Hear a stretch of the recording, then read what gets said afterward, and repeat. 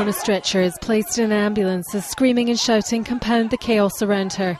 According to Libyan state-controlled TV, she was injured during bombing strikes by international forces. The Libyan station also showed purported damage to various buildings in the capital Tripoli overnight. This is apparently a military depot targeted in the Tajura district on the outskirts of Tripoli. Gaddafi's regime alleges that dozens of civilians have been killed in the bombardment. On RTL radio on Thursday morning, French Foreign Minister Alain Juppé was asked whether civilians had been killed during the fifth night of airstrikes.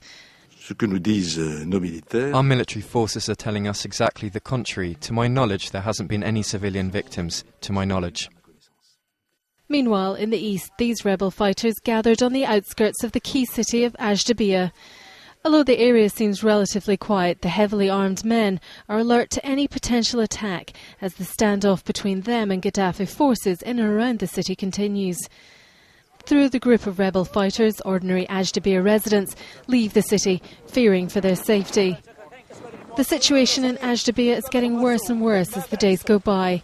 God will deal out justice to Gaddafi's forces, said this man driving away with his family.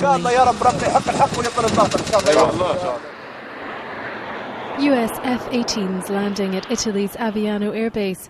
Currently, the Americans are part of the coalition, although it's unclear for how long.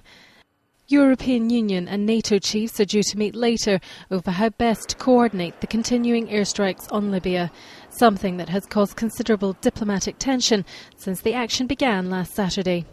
Ilse Temple, The Associated Press.